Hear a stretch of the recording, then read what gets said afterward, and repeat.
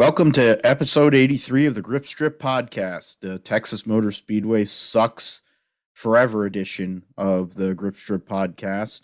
Uh, of course, unless you like Kyle Larson or Hunter Nemechek, and then maybe you like Texas Motor Speedway. But in general, it's a shithole. My name is Philip Matthew. I'm here with my co-host, Josh Afine. What's good, brother? Hey, it's doing good, Phil. I mean, the Jags finally won, got our first win Yep. 2021 season.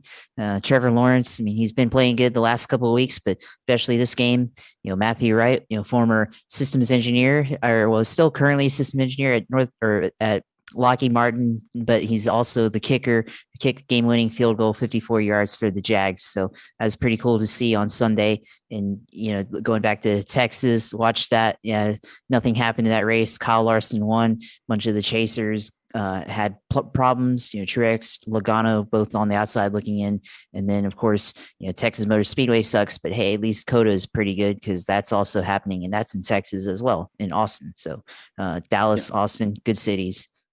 It is those are cool cities, and the Cowgirls are winning these days, which is random. Uh, and then you got the U.S. Grand Prix. Great segue there, Josh. Appreciate that. We're going to talk about the U.S. Grand Prix. There's some big news that's going to be announced here in the next day or two. Uh, that will, it'll be after I probably post this damn thing. That will change things up a little bit in the Formula One world, for sure. And it has a connection to the United States and a major motorsports entity here. Uh, Kind of reminds me also about the fact that Smoke is going into business with his fiance and Matt Hagan.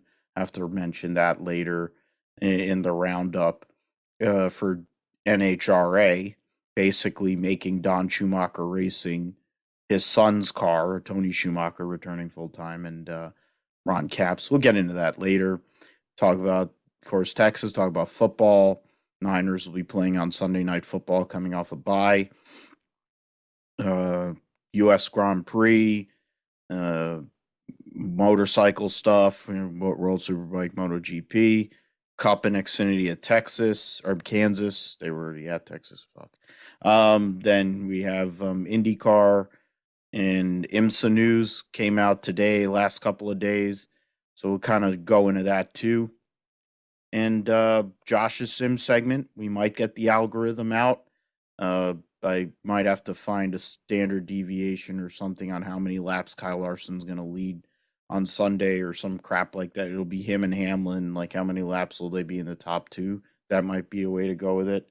And what's the likelihood of another Ware getting arrested for doing something stupid, since Carson Ware just got arrested for being a woman beater? Because, well, yeah, you have to fit. The NASCAR stereotype has to fit. And their dad runs a terrible organization. All right. With that, let's start with the Lord and Savior of NASCAR, Kyle Larson, winning his 8th Cup race of the season and locking himself in to the Final Four at Phoenix, giving himself 3 weeks to prepare, him and his team to 3 weeks to prepare for this race. And yeah, it was definitely not a compelling show, but then it's the 550 rules package. It's Texas. To be fair, the All-Star race was proof of what was going to happen, and they ran another package that was with less horsepower, and Kyle Larson won like 17 of the 22 stages in that race. So, I mean, I think we already knew what was going to happen on Sunday before we got there, and it basically came through. It was more or less a Hendrick benefit, because Kyle Larson, William Byron led 300 something laps of this race. What is it? Yeah, 301 or so, I think. Yeah, looks like 301, maybe 311. Yeah, 311. 311 of the 334 laps, or 301, probably. Yeah, 301. And otherwise, Kyle Busch was there, but then his car became a bucket of fuck or whatever else he said, because I'm sure he said some other stuff.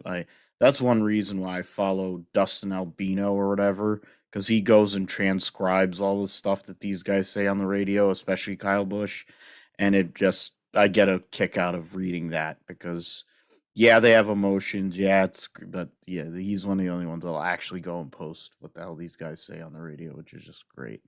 It only makes you wish that one of these people, instead of the likes of Jenna Fryer, going and having fights with other podcasts, IndyCar related podcasts about cultivating content and churning out whatever other people's, I guess, breaking stories. Actually going and listening to what these drivers are saying. Yeah, Larson won. Uh, Byron second. Christopher Bell finished third. Used tire strategy somewhat there late, and all the restart that happened to get to third. Brad Keselowski was up front late, but couldn't pass either the Hendrick cars. One of the best runs he's had on a 550 track all year. Kevin Harvick finished fifth. Of course, he's out of the playoff running for the first time since this format started. Ryan Blaney, Chase Elliott, Kyle Busch all still in, and they finished the top 8. Tyler Reddick was probably the second, third, fourth, top 5 car, ended up finishing 9th.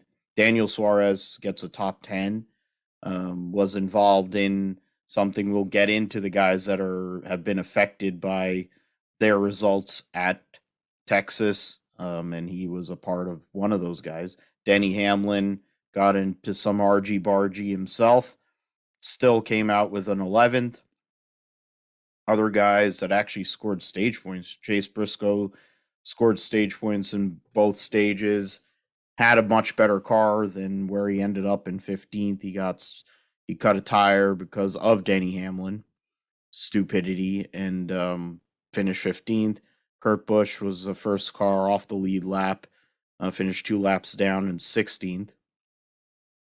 And that is that for Truex actually led a lap, but of course we'll get into him and Joey Logano having a rare engine failure in the NASCAR Cup Series. Used to be the norm, having guys blow engines and some of the other stuff that used to happen in 500-mile races, but doesn't seem to happen all that often.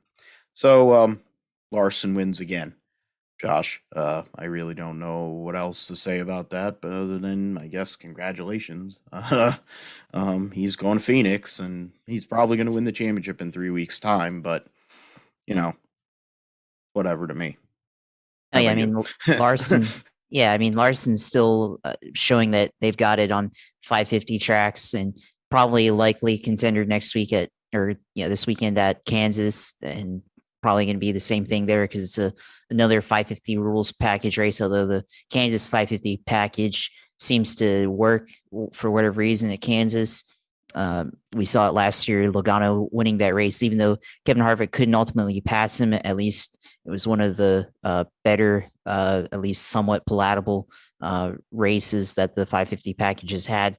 At least, Texas, the whole thing is messed up with it, the uneven banking or different banking on one side, and they took away the PJ1 or whatever, and now it's all messed up and everything, and it's hard to get a second lane to try to make a run because you can only really use the middle or the bottom, and when you have the middle and it works there, but then you can't get around the leader. The bottom works, but then still can't get around the leader, so there's just no real place, and you can't get up to the top either because there's no grip there. So they should just demolish Texas and start over, or maybe fill in the missing piece of track at Texas World and go race there. That's what they should do. If you watched Dale Jr.'s show Lost Speedways, talking about the destruction and eventual demolition of Texas World, I mean, it's going to get demolished, but I mean, that's a better racetrack there as it exists right now. Put the missing piece of track in, and probably provide better racing than Texas Motor Speedway would. But I digress there. But talking about Larson, I mean, yeah, he's going to be a champion soon. Probably they'll just have to figure out Phoenix, and sure they'll have an opportunity there to probably win, and they'll be up there. And everything. I mean, don't know his Phoenix record is not not as good as maybe his mile and a half track record, but they'll be up front there. But for the rest of the guys, like Logano hasn't blown an engine since 2014, pretty rare. Like you said, that was his second year of Penske. That was the first year that he had to where he was really a contender as a champion or as a playoff driver. Ended up that year dropping the jack at Homestead. So I mean that was a long, long time ago. Feels like now. So not even really that long ago, to be honest. But shows you the reliability of the engines, but then also the demand for the engines. Of course, they've really, really got it down now to science, and you don't really see that thing anymore. And then, of course, Truex got taken out by Daniel Suarez, and I think it's probably just a racing incident, of course, but looking at it late, probably could have given more respect to Truex being a playoff driver, but Daniel Suarez is a small-time team, and he's a small time, not really small time driver, but of course outside of the playoffs and doesn't really have anything else to lose. So he's going to go for it there. And of course they get into each other, takes Truex out, and he goes from being locked into the playoffs, or at least for now, to being on the outside and probably needing a win or some really bad luck from other people. Good luck for him to be able to get back into it. So those two guys, pretty much the story there for the playoff drivers is who had really bad races and who didn't. And of course, I think another guy we have to talk about is Ryan Blaney, who've kind of been kind of quietly hanging around there in the top four. He's been up there in the playoff standings like this entire playoffs, and he's gotten his fair mention, I think, but I think people are probably underestimating the capability of that car compared to Hendrick and Gibbs. And I think if things play out, you could see Ryan Blaney up there battling Kyle Larson. And we've seen it happen before earlier this year at Atlanta when he beat him out to win the race there with a couple laps ago and that race, and could happen again at Phoenix or even at Kansas or something like that. So something to keep out or keep an eye on, because Ryan Blaney's hasn't really been known as a closer, but I think this season's starting to change the narrative on that one. Then of course you have Hamlin, who had his issues with Chase Briscoe, and then they fight it out on Twitter or on Instagram, of course, and that seemed pretty entertaining, I guess. But in the grand scope of things, not really a whole lot there. And then Kyle Busch kind of quietly there too, and it seems like he kind of understands the lack of respect between all the drivers as well, but still kind of hanging on to fourth place, and certainly got a little bit of a target on his back being in that last position, of course. And there, the rest of the guys on the outside, Chase Elliott, Joey Logano, Martin Truex, they're all going to have a watch on Kyle Busch on where he is throughout the next couple of races and see where he's at, of course, because he's going to be the guy to beat for that last position. But that's pretty much it for Texas. I mean, there is 10 cautions or whatever, but it doesn't really matter, because in the end, like all the guys that finish were all the guys that finished the race where you would have expected them to finish. I mean, we didn't even have any picks for this race. I guess we forgot, but it wouldn't have really mattered. So that was Cup for Texas. Yeah, I think it worked out that we didn't bother to pick it because it's Texas. I've been outspoken to over the years with my my derision of the place. It's a shithole.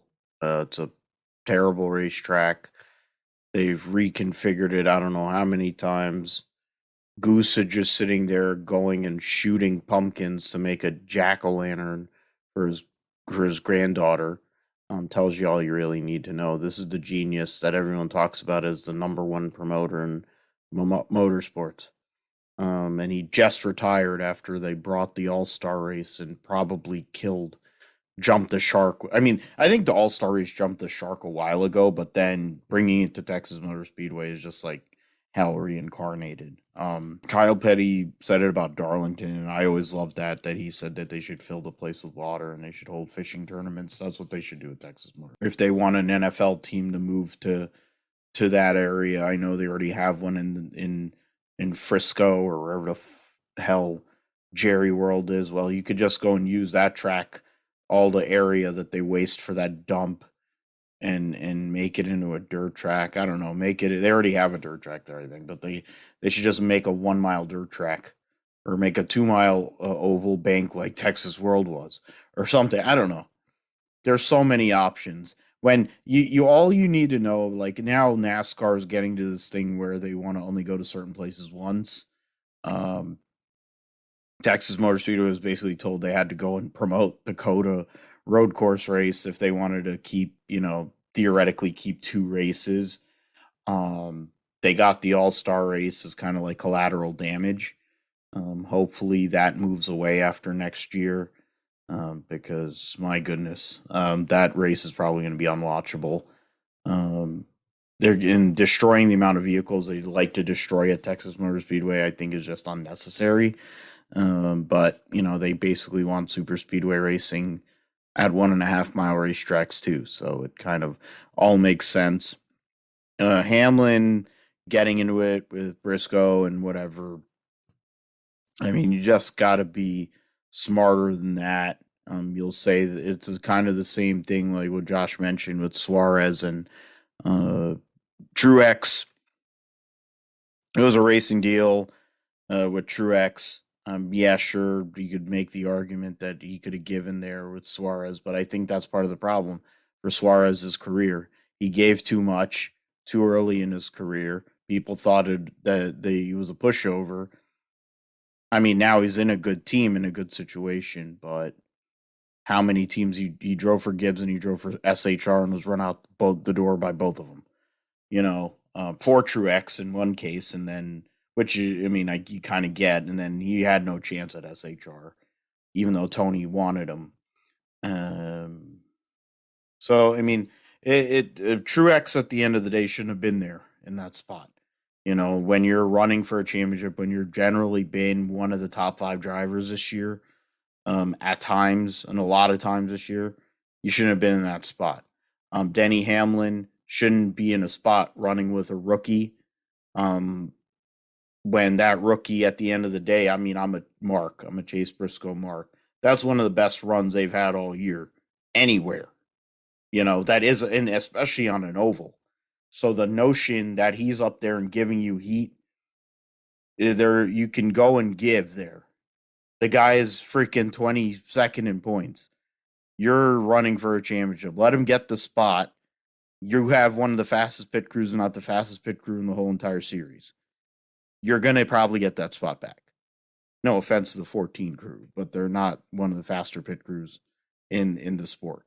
The 11, all the Gibbs pit crews probably are on PED, so it probably helps them and Hendrick. So it all kind of balances out. Larson going and winning. Kind of figured if we had made picks, I was thinking I knew we forgot something. I'm looking at the outline. I'm like, oh yeah, we forgot that. But then I would have probably picked Kyle Larson anyway. And I might just end up picking Kyle Larson this week, but I don't want. I'm probably I should, but I won't. I'm already gonna preface the pick. I'm just gonna pick somebody else. I basically got 7 other choices in regards to the playoff guys to choose from. For the betterment of the series, they might want that. If he wins, though, it'll mean 2 people will make it in on points at a minimum, possibly 3. And then it'll become kind of a cluster situation. But we'll get into that. I mean, frankly, what is it? Keselowski ran well, but as it stands right now, Larson, Blaney, Hamlin, Kyle Busch are your top 4. Blaney to Kyle Busch is 9 points. So that can be affected by the stage points this coming weekend. And outside the cut line, Chase Elliott's 8 points behind Kyle Busch, 9 behind Denny Hamlin. And so that's not too bad. Keselowski's 15 points out of 4th, and Truex is 22. Right now, basically, Logano's in a must-win. Truex is borderline on that. Keselowski has to have more, he probably needs to put himself in position to win a stage and get himself kind of in the points. Now that Larson's locked himself in, I mean, I think he was in a position where even if he hadn't won Texas, he was probably going to lock himself in on points because he had so many stage and playoff points anyway. I figured one way or the other, as long as he just did what he's been doing basically since I don't know how many races into the season, he was gonna go and get into the final four. I think it started in April somewhere, but definitely the month of May was when it turned because Denny Hamlin had the points lead early in the season, and he was going pulling off top fives every week, and he's got that whole Dale Earnhardt old school NASCAR points setup, Latford system kind of deal going, but the playoff points and the stage point crap has definitely fit Kyle Larson's style relative to what these cars provide him and what the setup whatever the packages are, and it fits his driving style way more than a Denny Hamlin who's more about looking at the end of the race and more of an old school type in that sense. Uh, but in the end, he's probably going to want to win at Kansas, which he's won at before, and Martinsville, he's won at multiple times before. 46 wins. He's getting into that category. I mean, if he wins 4 more times, he'll end up tying Junior Johnson and be the winningest driver without a championship. Um, and it's looking likely that he's going to continue to be in that spot unless something weird happens. Um, but we will find out. Of course, Kansas comes up this weekend. We'll see what goes on with that. In regards to the Xfinity Series, yeah, I mean, Carson Ware, of course, got arrested. Mentioned that. Brandon Jones coming back again, which is because his dad runs Ream, so that helps, even though he sucks. And Michael Annett, I mean, Dustin Albino, credit to him, he's a great writer, but Michael Annett isn't retiring on his own terms. He sucked out loud for God knows how long. He gets hurt like he's a 49er. And on top of that, every driver that's driven his car runs in the top 5 or wins, like Josh Berry. That's the reason why he's retiring. You want to do a solid to everybody. You want to go and show that you're doing it on your own terms. Go and come out and announce that you're going to go and sponsor Sam Mayer or go and sponsor Josh Berry full out for next year. I don't think Josh Berry's got a bunch of things going on with their sponsorship and Dale Jr. and all. So I figure that's going to kind of be a separate deal. But go and say, oh, yeah, Sam Mayer is going to drive the 1 car next year, which I think is what's going to happen now. Or hopefully they renumber at number 5 or something. Make it a number that they actually run.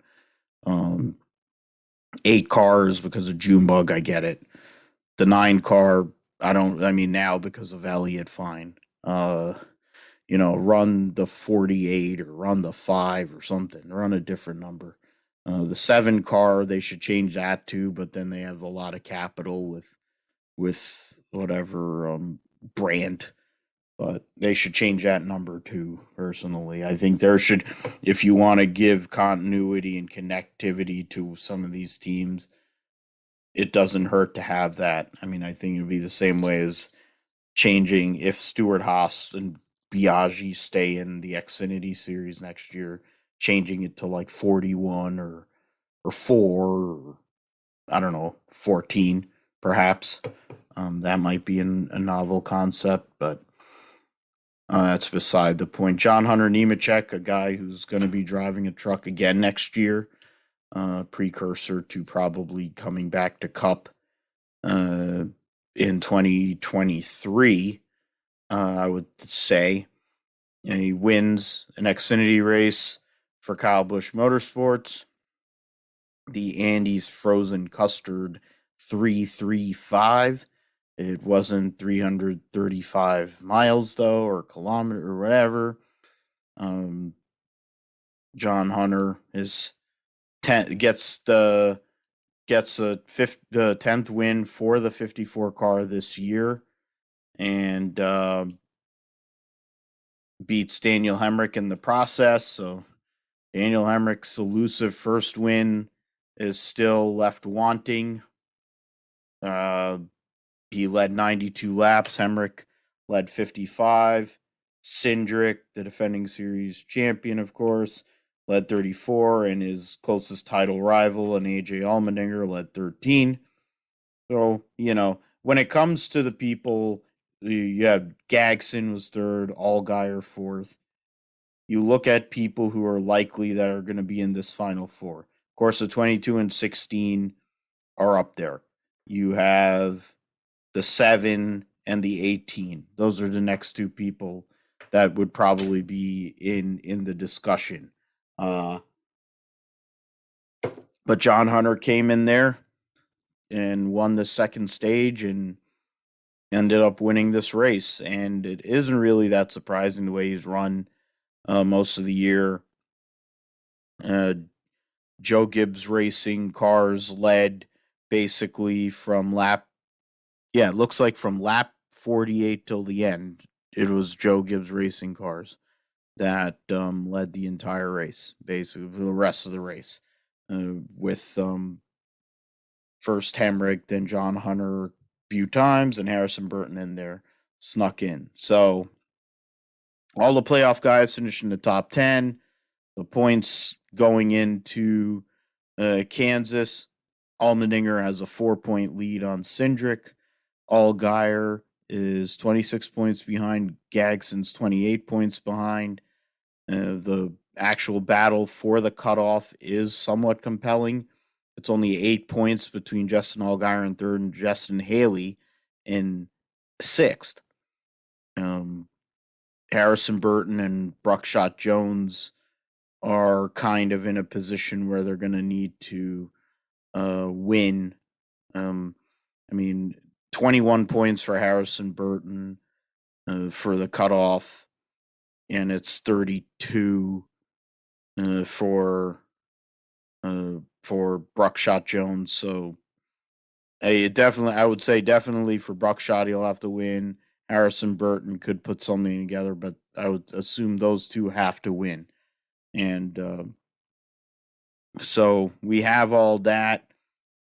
A non-playoff driver wins again. It kind of gets weird when the non-playoff drivers do that, but the way John Hunter's been running this year, Josh, in general, I don't think it's all that shocking. He's out for wins. That's what he's been promoting. And by God, on only his second start next in the 54 car, he's won. Makes Ty Dillon look a hell of a lot worse, I got to say. Yeah, it does make Ty Dillon look bad, but then look at Kyle Busch, look at Ty Gibbs in that car, and they've done an incredible job. And I think the car probably drives itself. But yeah, of course, John Hunter is able to take the lead at the very end of the race and win.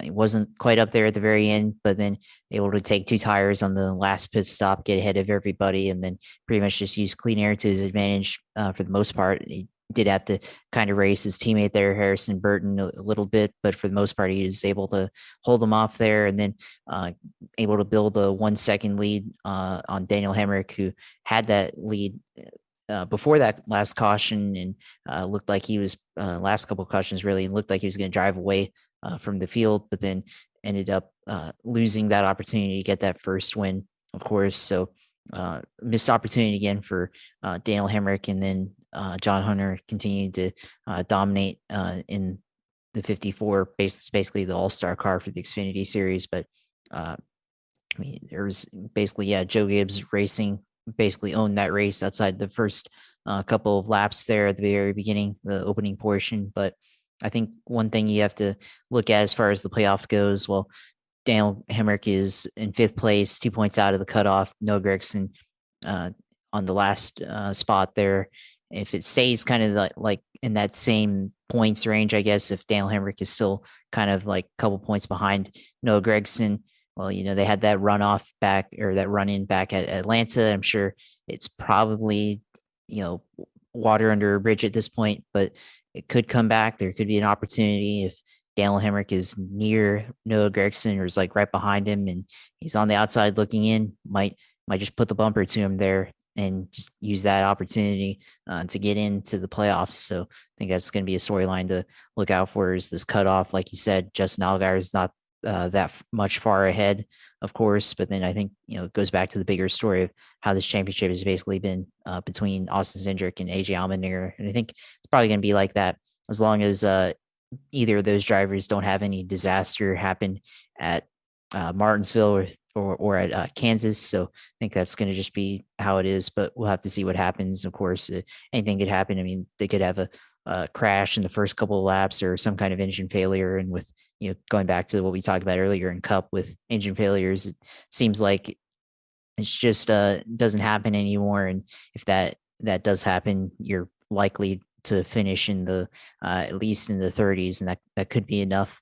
Especially if it happens before the stages, it could be enough to lose points and allow yourself to fall out of contention or fall out of the top four. So there's a lot of things you have to consider, look out for going into these last two races here in the playoffs. And I mean, we give it to Allmendinger, give it to Cindric, but of course, all those things could happen. And then with the other guys trying to keep their spot, there's a lot of things that could happen there. They could get taken out or have bad luck happen to them too, or one of the other guys is able to win their way in using good strategy and or using cautions to their advantage to be able to get in. So it's going to be an interesting last two races before we get to Phoenix for the Xfinity Series, and definitely think there's going to be a lot of hard racing, especially for that last spot. And then I think for Allmendinger and Cindric, like we've seen all season. Yeah, and it's basically like you said. I mean, when it comes to this, it's gonna come down the way it is in Cup. It's Larson and Hamlin. I mean, Hamlin came out and said it would be pretty bad if one of us doesn't win the championship. Well, one guy already booked his ticket. We'll see if Hamlin can. I think it's going to be less of an issue for Allmendinger or Cindric outside of the nightmare scenario, like you mentioned, kind of like Briscoe got wrecked by Garrett Smithley a couple 2-3 years ago, whatever it was, when he was trying to win and get himself in the Final Four, and it eventually cost him a chance to run for the championship that year. It would take something like that really to come off. And also the point you made there, which was great, about prior to stage points. Like if you don't even make it out of the first stage, that is dire straits. You're going to make no points.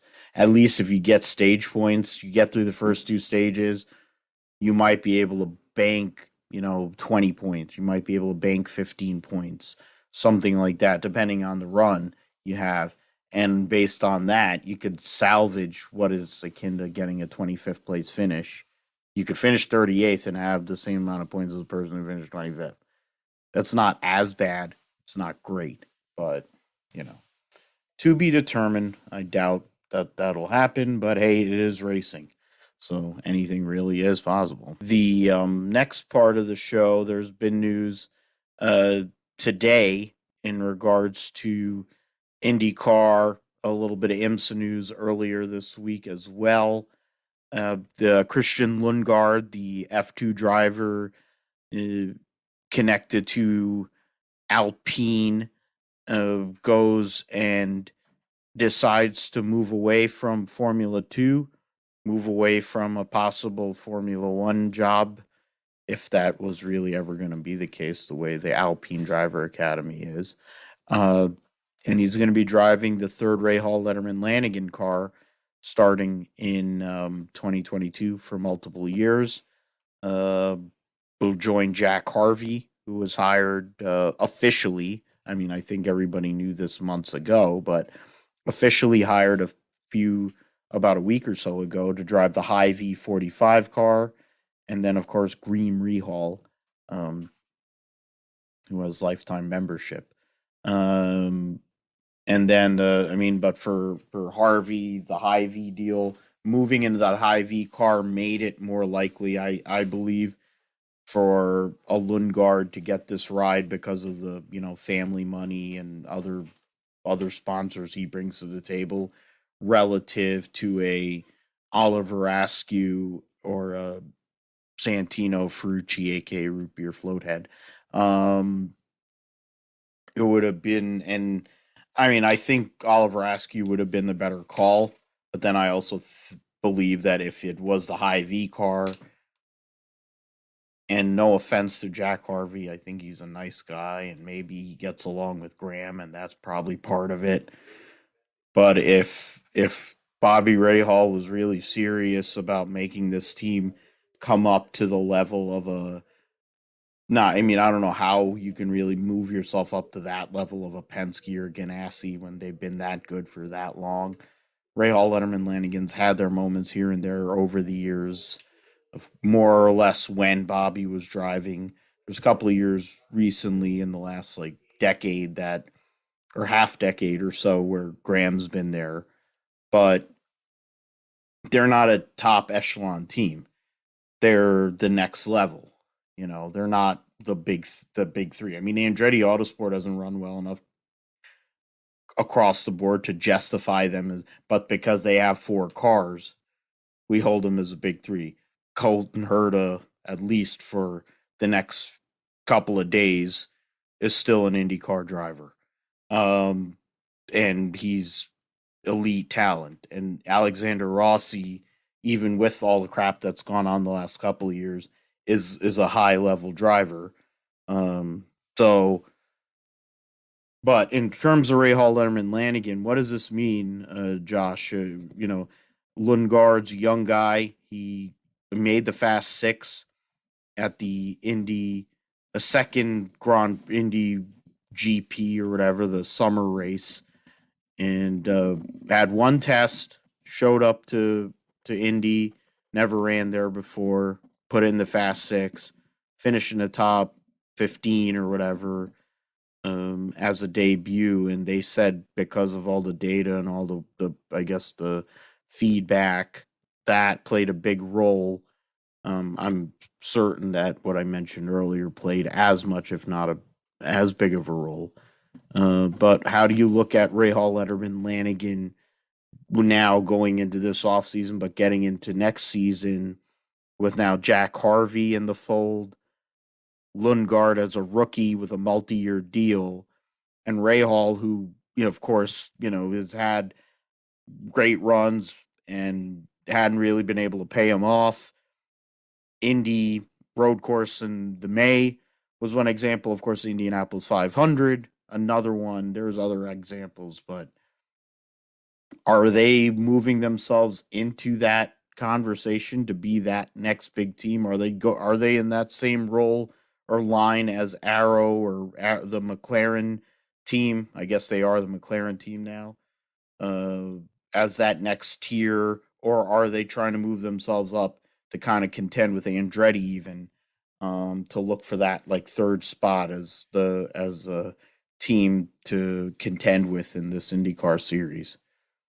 Yeah, it's pretty interesting. I mean, talk about Rahal for years. It's or last couple of years has been Takuma Sato and Graham Rahal, two veteran drivers in the series, and now Takuma Sato's out, and basically they've kind of remade the organization. You still have Graham Rahal, but now you bring in Jack Harvey, relatively young, Lundgaard, rookie driver, and so now Graham Rahal is going to take on a leadership role in the organization, probably greater than what he had, or larger role in that aspect than what he had before. So now there's a little bit on Graham to be able to, especially with Lundgaard, to help him get acclimated into the series, and certainly Jack Harvey can lean on him for experience as well. So that's one thing to consider. But I think Lundgaard, he's had a lot of good speed that he's shown in the one race that he had. He qualified fourth at the Indianapolis road course and then finished in 12th,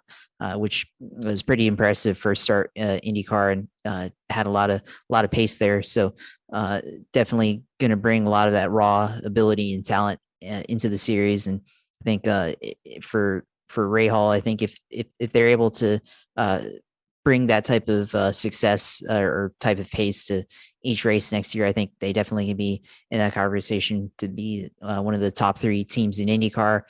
Certainly, I mean, Graham's kind of carried the water over the years for the most part, and then there's been a few spots where Takuma Sato has been able to kind of equal him, but not quite. It's been kind of uneven for a bit there on that team. But I think at best right now they're probably or at least before these moves, they're probably the maybe 5th best team in IndyCar right now. But I think going into next year, definitely can up themselves a couple spots higher, possibly into that 3rd level team, especially with these 2 new drivers and Honda, continue to giving support to them.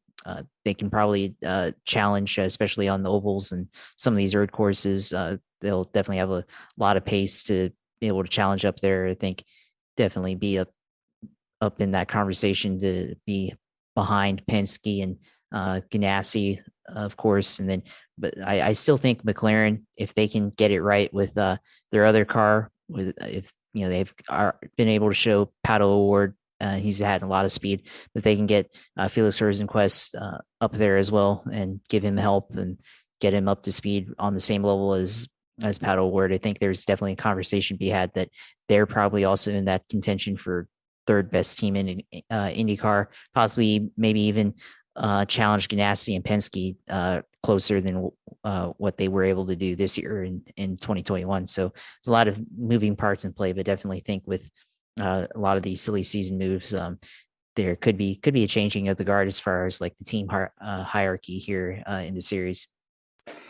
Yeah, and I mean, you mentioned the McLaren team, and they're going to test Nico Hulkenberg, of course, longtime Formula One driver, winner of the 24 Hours Le Mans debut for Porsche. I'm sure that one of these teams that is in a hypercar program or whatever the LDPIH, whatever the hell they're calling it, LMPH, whatever it wouldn't be a bad idea to sign him. But something to be seen. There are rumors or been rumors about them going to 3 cars. They had Juan Pablo Montoya drive the 3rd car at Indy, and he did a great job considering he hasn't been in an Indy car in a while. But then he's also great at Indianapolis too. So there's something to be said about veteran experience.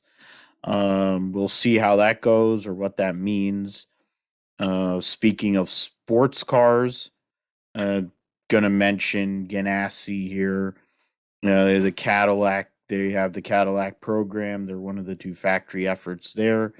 They're gonna have Earl Bamba, lead iffy voice.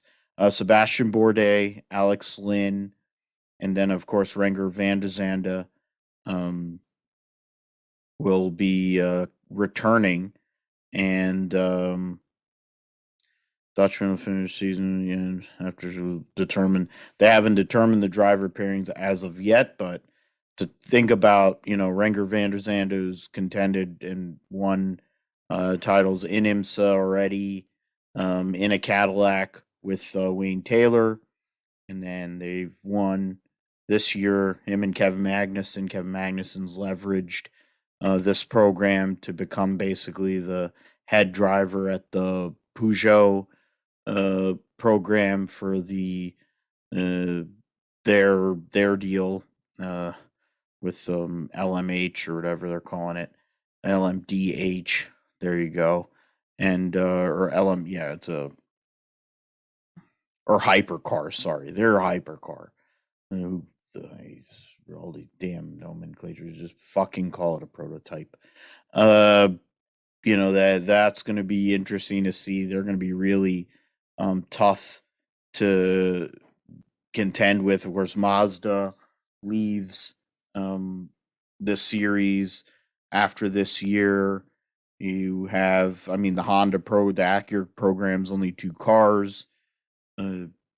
Action Express has 1 car, and they run that 2nd car for Jimmy Johnson for the Enduros. And then when you consider full season, it looks like Acura with with the Wayne Taylor Racing has a good chance to win the title, but to be determined. The Meyer Shank team will have Elio Castro Neves of for Indianapolis 500 wins fame, defending IMSA prototype champion uh, last year with Dane Cameron. He'll come back for Petit Le Mans. He did run the Rolex 24 with the Wayne Taylor team and took down that W. So he won two of the big ones this year, and then they'll invite back Juan Pablo Montoya, who's been running in World Endurance Championship. Is not expected to win Cameron. Oh wow, that's crazy. Cameron's gonna go back to Porsche or go back to Penske. So Olivier Pla, they just basically sent him, and then oh, maybe that means we'll get to see Juan Pablo Montoya back here. That'd be cool. I didn't know that. Um, Six, yeah, and then well, pursuing so the bid farewell to WeatherTech Sports. Yeah, so okay, so there's a lot that I didn't even know about there, and that makes it kind of cool. And then because I'm a Juan Pablo Montoya fan, in general, it might be a precursor of what they're planning for the full season. Might be an option for Sebastian too if he comes and if they decide they want to go that way. And Jim Meyer and Michael Shank want to go and leverage their situation long term as a organization. But the IMSA prototype right now, before the convergence really comes through, there's a lot of moving parts and a lot of great driving talent that not only is involved in prototypes as of now, but people that are trying to get themselves into prototypes or put themselves into the fold, like a Connor D. Filippi, who's been driving for BMW in their factory program, running LMP3 equipment, as they've talked about on motorsport.com. Uh, there's people who've been driving the LMP3 category. There's LMP, you think about Colin Brown, amongst others. It's something there's a lot of moving parts because of all these factory efforts that are coming through because of this convergence. It's amazing what happens when you have all these different brands decide to actually agree to a, a, a product that can along with good BOP, allow a lot of people to compete. We'll see how it works. It's sports cars, how whoever comes through and comes with the fastest car could affect a whole bunch of things, and they'll start falling off the side as they've always have through the years. The NASCAR needs F1 approach. Wow. Denny Hamlin said that, but then I think that's Denny Hamlin, the car owner, talking. Going into the GSP Roundup, this week we have the race at Villicum, which is the next to last round of the championship. They'll be going to Mandalika. He's got some weird ass names for these places. Going to Raskatagulu, wins their first race over Ray and Ruben Rinaldi. Garrett Gerloff finished 7th. The Super Pole race, Raskatagulu wins over Redding and Ray. Gerloff finished 7th. And then race 2 saw Scott Redding beat Johnny Ray, and Raskatagulu, Garrett Gerloff finished 8th. The points going into the final race weekend here in a few weeks' time. Raskatagulu, Raskatliogu. Yeah, Well, you know what? I might learn how to pronounce it if he comes on the show. How about that one? Maybe he won't come on the show anyways because I can't pronounce his fucking name, and we can't coordinate the times because he started in Europe. But he's got a 20-point lead over Johnny Ray to stop him from winning his like 800th title in a row. Redding is third. Ruben Rinaldi and Locatelli are only separated by 8 points for fourth. Vandermark or Gerloff is tied with Alex Lowe's for seventh in points, and he's 23 points behind Vandermark for sixth. So we'll see what happens with that, and how things go. Got a few weeks that'll be just before Thanksgiving, so we got time to get into that in more detail. Moto, the NHRA Thunder Valley Nationals took place last week, which saw Alexis DeJoria and Funny Car win for the first time. She got her first number one in a long time as well. So big deal on that front. Mike Salinas got another win in Top Fuel. Angel Sampay on the Pro Stock motorcycle for another win for her, and put herself right into the battle for points. And so, I mean, that'll be cool for her to win. Sampay first points win there at Bristol, and she's won 40. That's her 45th victory. 25 points, within 25 points, or just over a round behind Matt Smith. So it'll be interesting to see in regards to her if she can go and get yet another championship many years after her last one.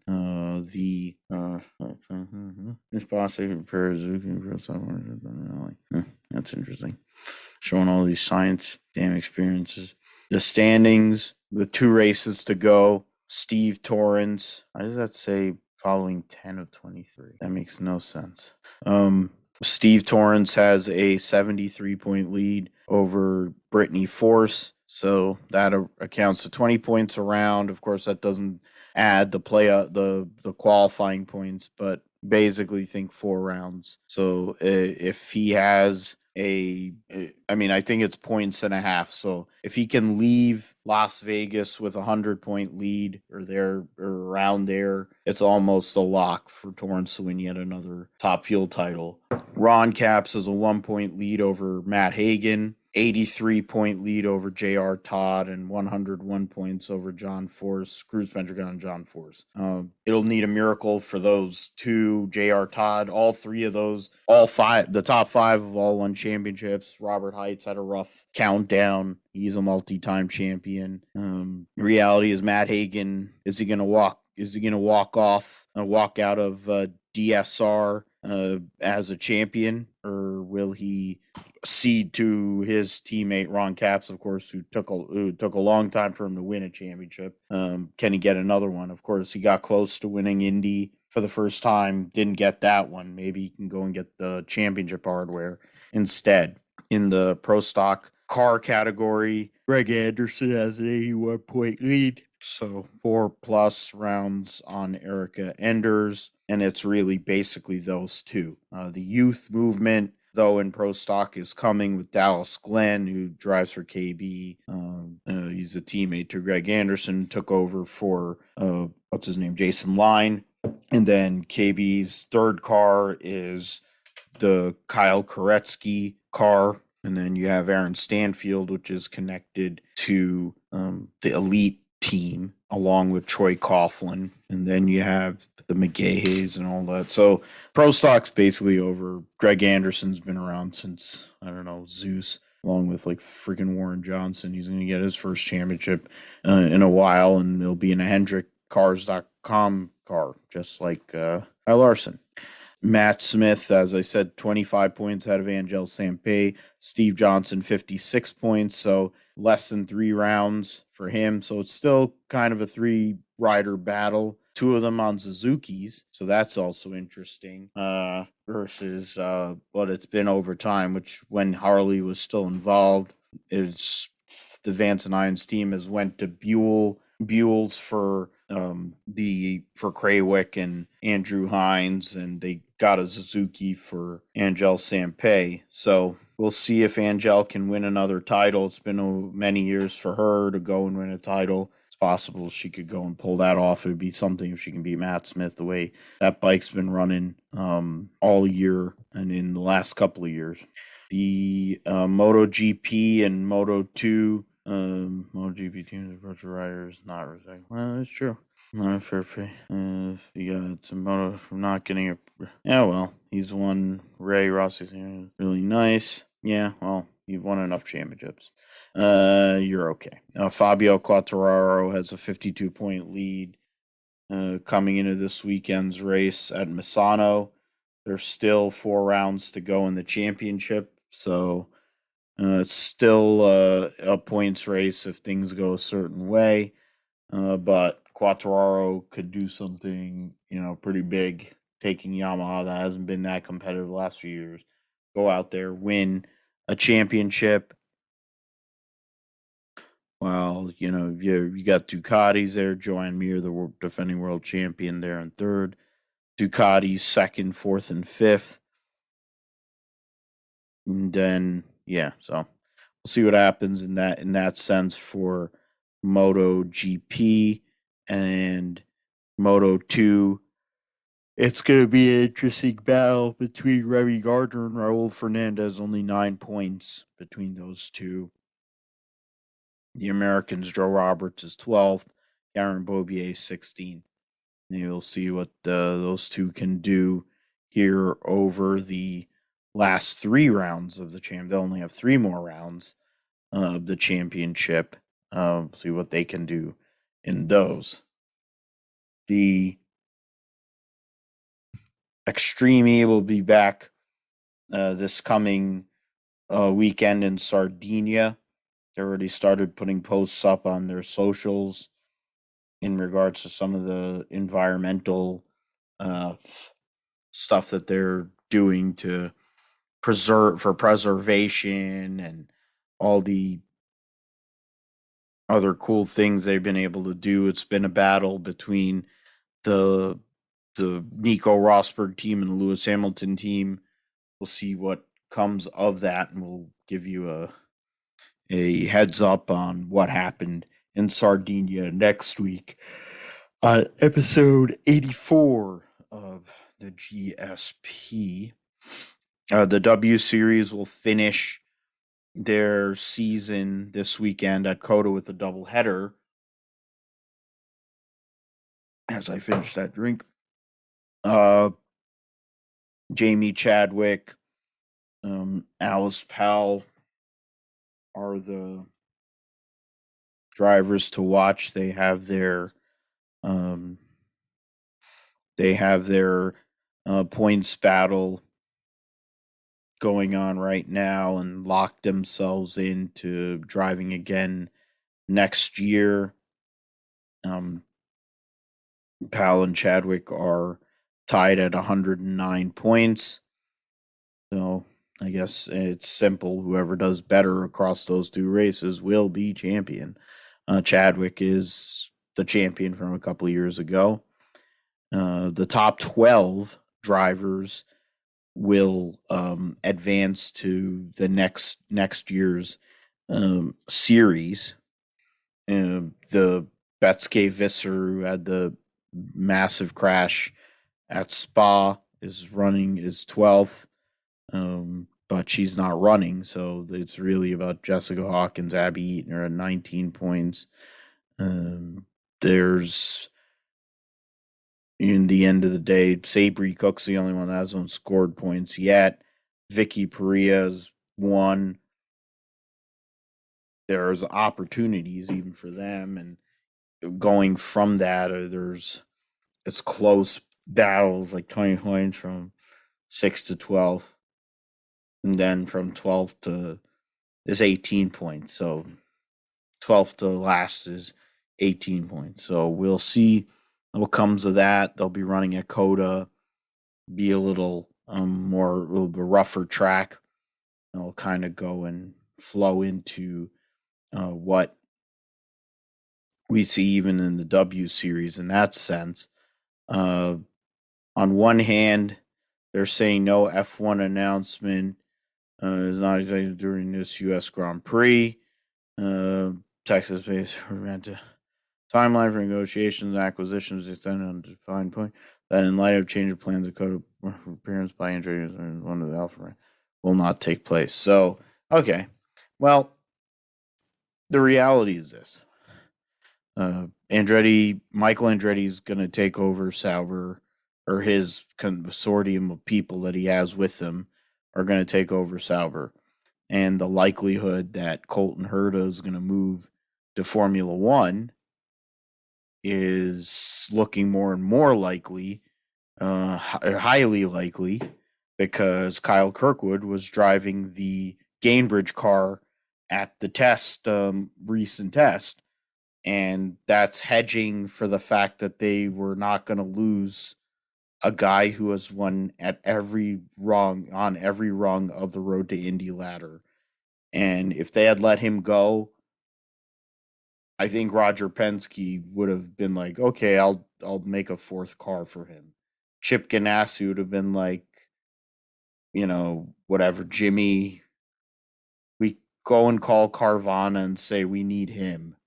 Like Alex Palou would have been like, oh crap, I have to drive with him. Like Scott Dixon, like, oh, okay. That's how good Kyle Kirkwood is.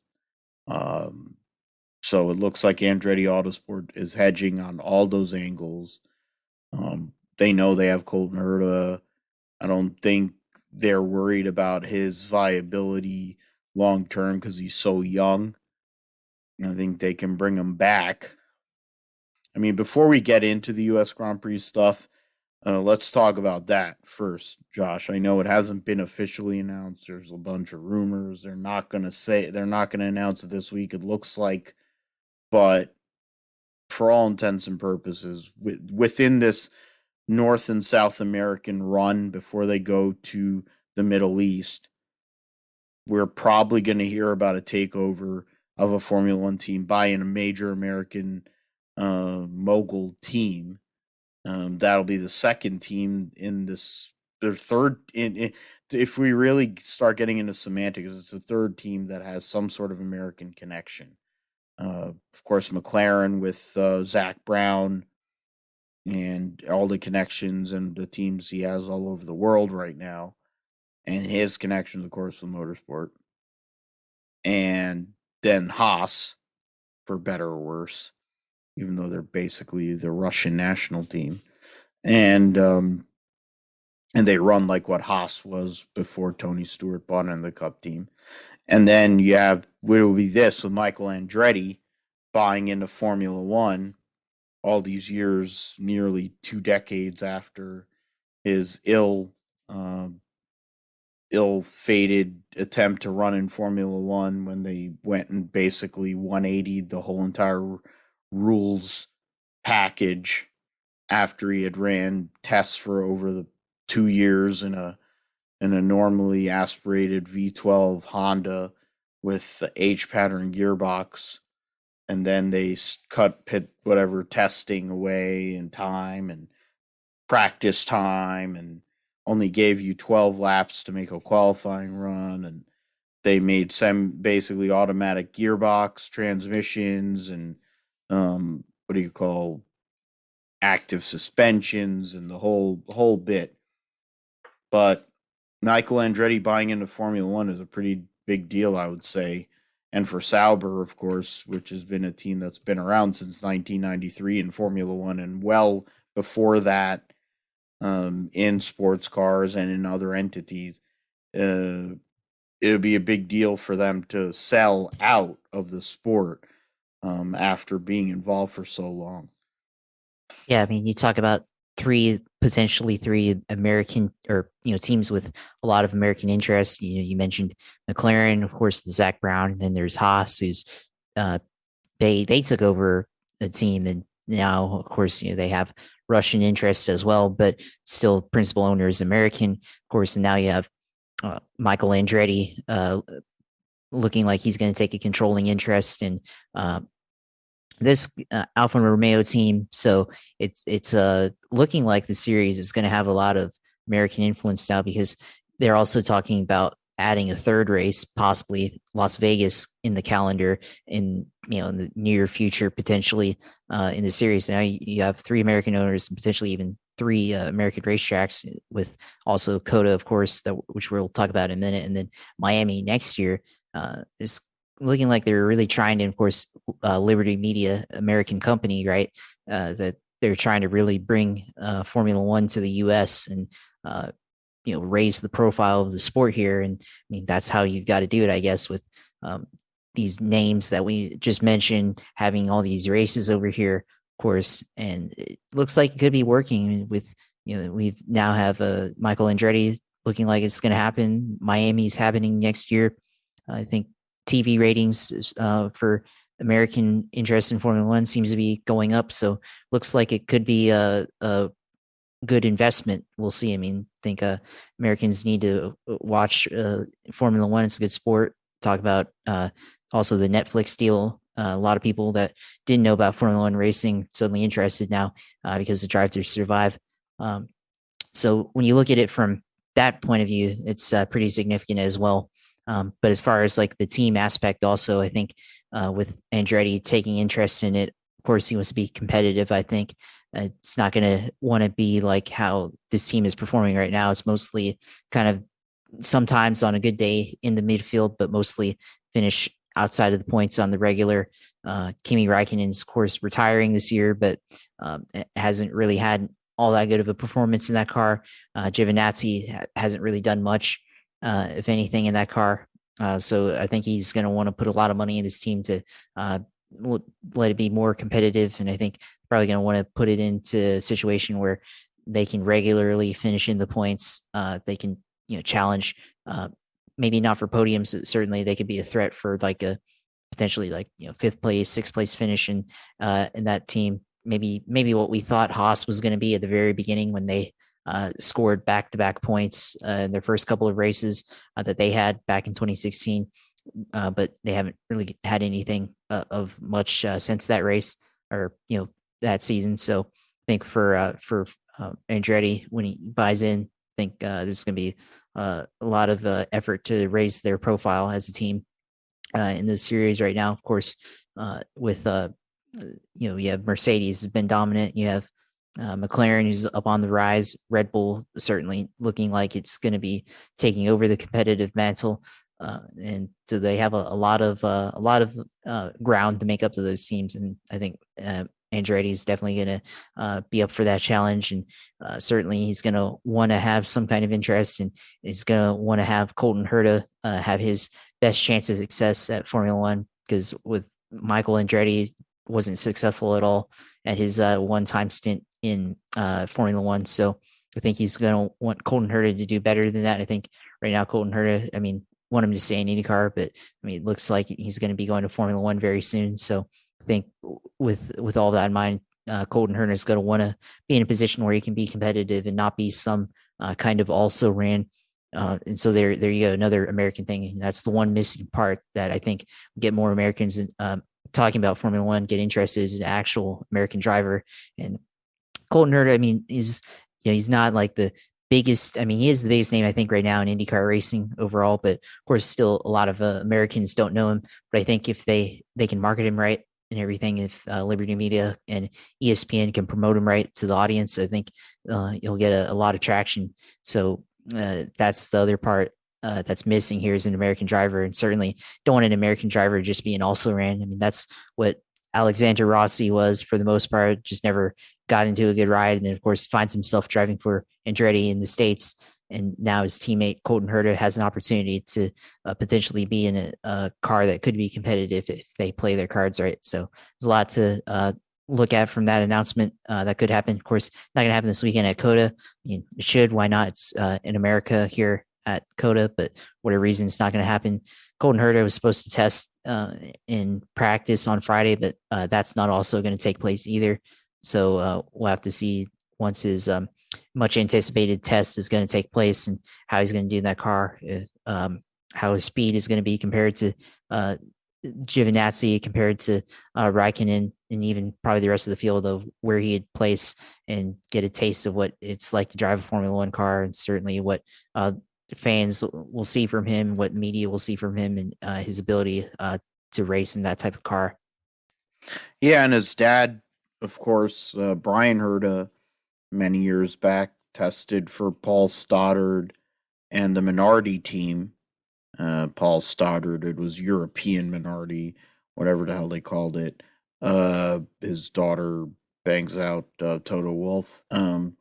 So it'll be something as it stands right now. More than likely, it's going to be a brand new lineup at this Sauber team. It'll be Andretti, whatever they're going to call it. This team's going to have a brand new lineup. You have likely Colton Herta, and then we don't know who the other person's going to be. There's been lots of rumors. I mean, Giovinazzi is there, but there's the Nick DeVries, the Formula E champion, is an option. Guan Yu Zhou, the Chinese driver from the Alpine Academy, which is part of the reason why Christian Lundgaard is in IndyCar now. There's other guys within the Alpine Academy. There's Ferrari connected people that it's not a Ferrari drive anymore. I wonder about power units, if they would go to Renault, perhaps, with the Andretti switch, because Renault doesn't have a second team. Mercedes has a lot of teams, so I have a hard time believing they're going to go and supply another one. Ferrari, the Ferrari situation isn't as competitive, of course, outside of the actual team. Maybe he keeps the Ferrari connection. Of course, his father, Mario, famously did drive for Ferrari, not only in F1 but in sports cars in his great career. I think for Michael, whatever we could get into it when it comes to what happened to him in Formula One, but he was a great driver, won over 40 IndyCar races, and he's built on an amazing team here in IndyCar, and then branched out into all these different entities, whether Rallycross or, now Formula E. They announced a new crypto company is sponsoring them because they're losing the BMW factory support. And then you have, supporting racetracks, and there's all kinds of stuff that they're doing, promoting and stuff like that. So they're going to bring a new energy to the sport, to Formula One, in regards to cash. We'll see what new sponsors they can get in there.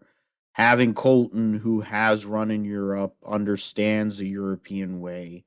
His dad has prepared him to be fair. His dad has prepared him to do this. Are they going to be competitive next year? I have a hard time believing they are. Haas has had a whole year to basically say, oh, we're going to go for 2022.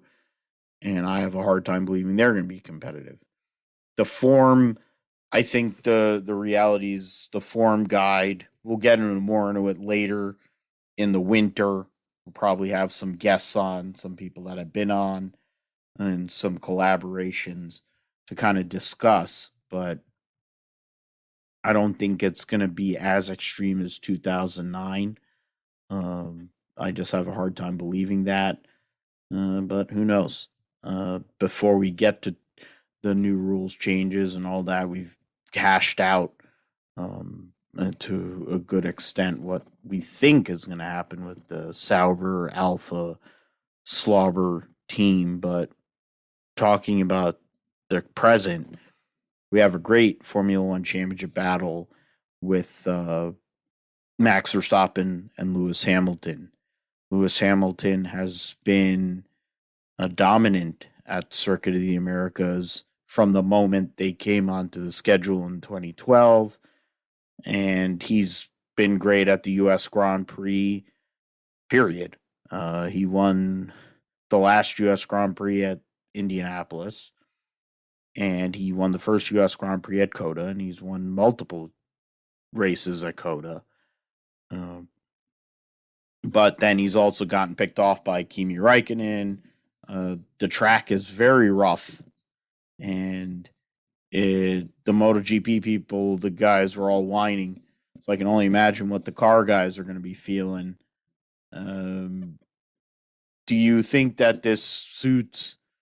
Does this give Red Bull a better shot with the track surface, or does this fit right in the hands of, you know, the 100 win guy, the guy who's won 7 world championships and is trying to retake the points lead going into, uh, the next couple of races before they go out into the Middle East?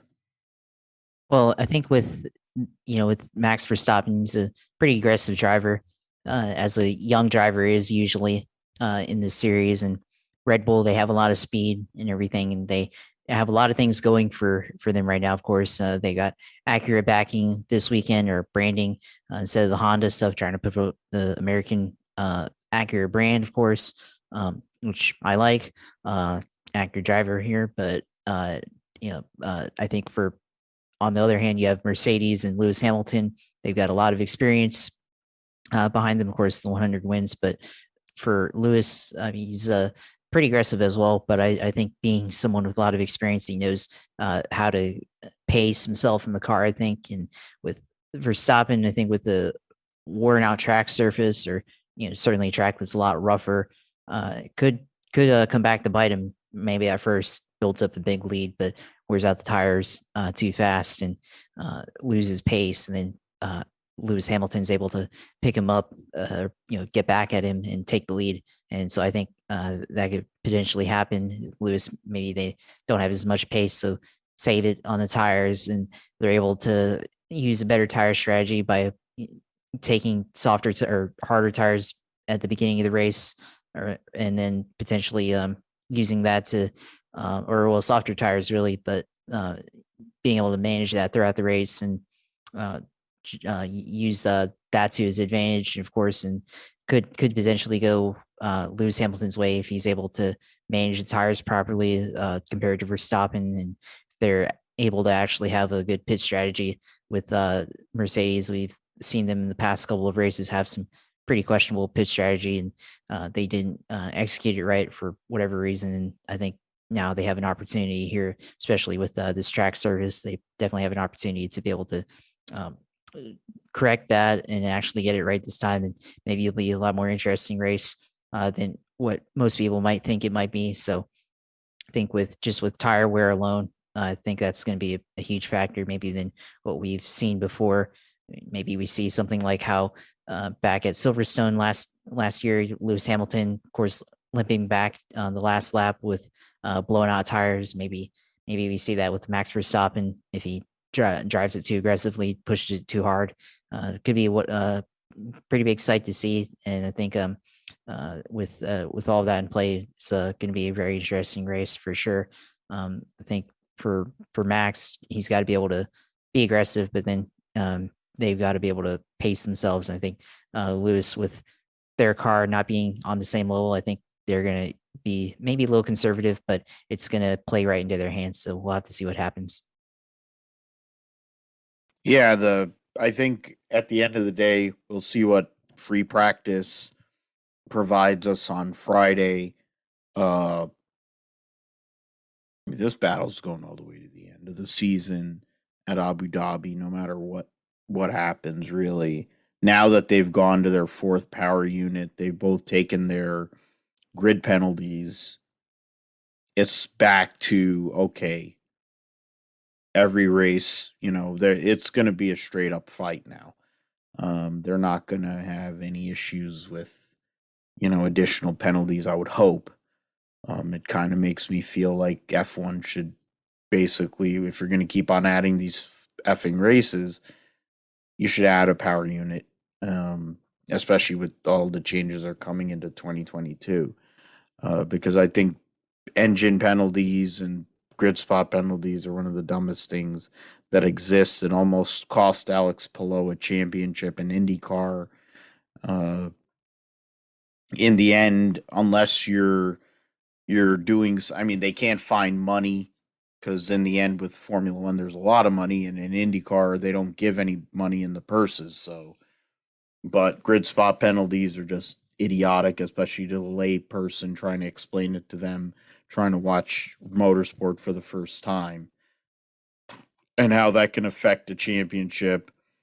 I mean, the point you made about Mercedes strategy,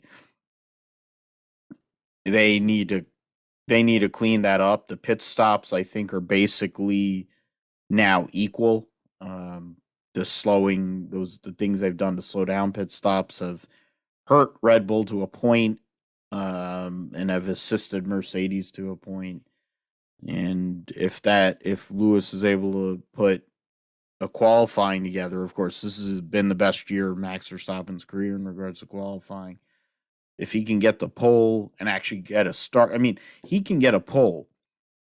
The Mercedes drivers have been god awful starting races. They need to get a start. I mean, Silverstone was one of the only times this year where Lewis has gotten a good start. And then we saw what happened. But the reality is, if you can't get a good start, it's the same for a lot of these other series anymore. You're going to be screwed. And even at CoTA, with how difficult the first sector is, with all the S curves and tightness and all that,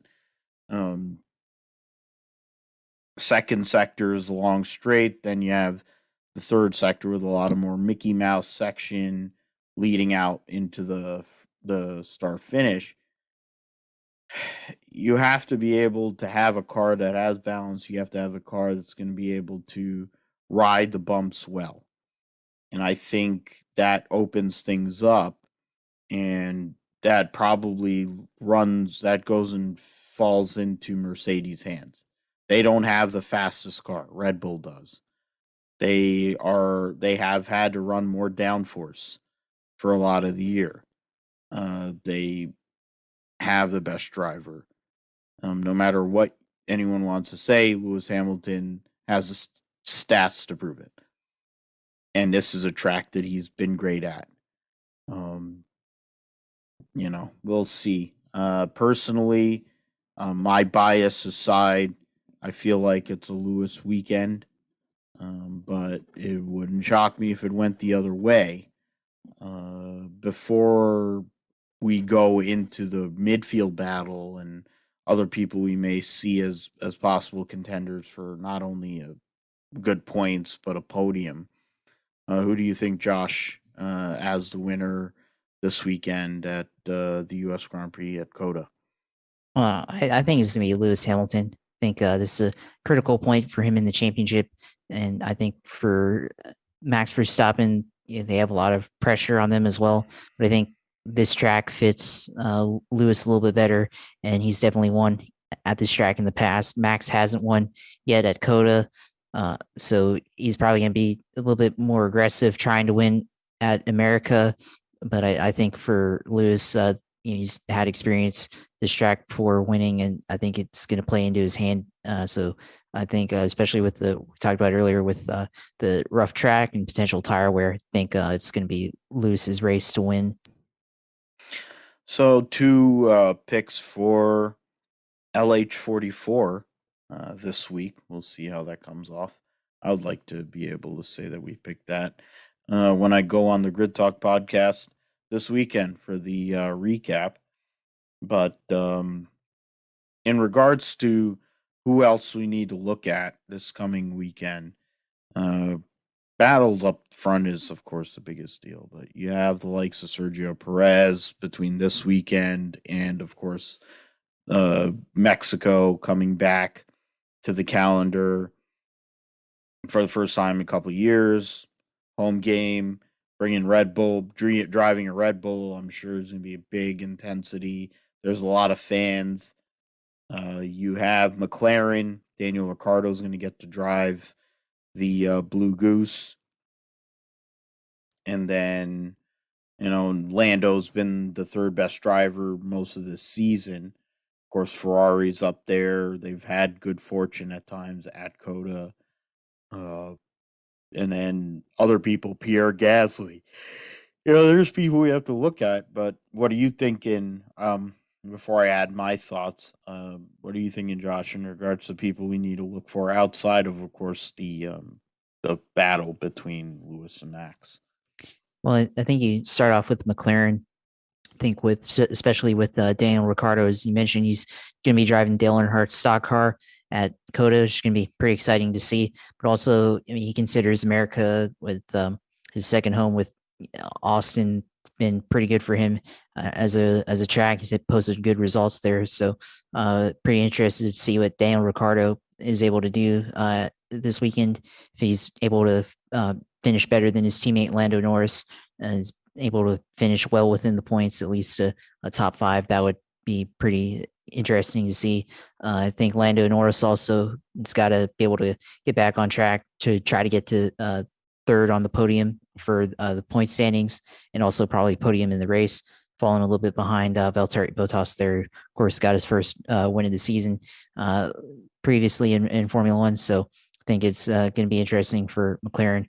Also, got to talk about Alpine, Fernando Alonso, another driver that fans here in the United States been pretty familiar with last couple of years, of course, with his stints at the Indy 500 and dabbling with the American fan base there.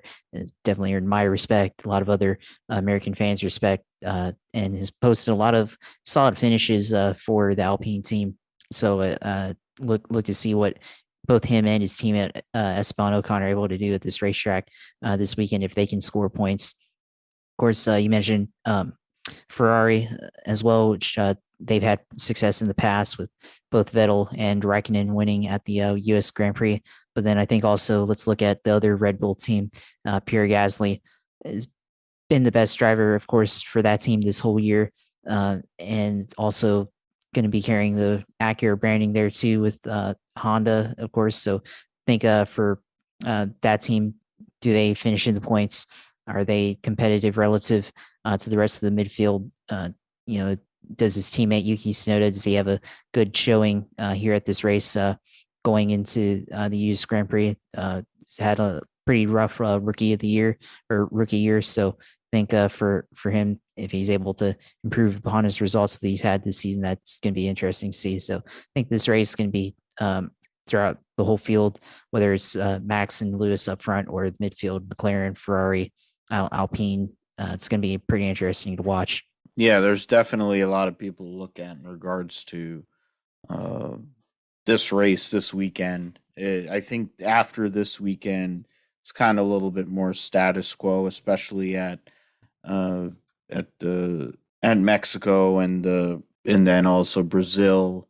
Oh, South Autodromo Hernando Manos Rodriguez. Yeah. Rodriguez. Yeah, thanks, man. And then the Brazilian Grand Prix, of course, in Sao Paulo, and then three Middle East races, which will be on billiard table, smooth tracks. Of course, Qatar will be the new one, kind of a wild card.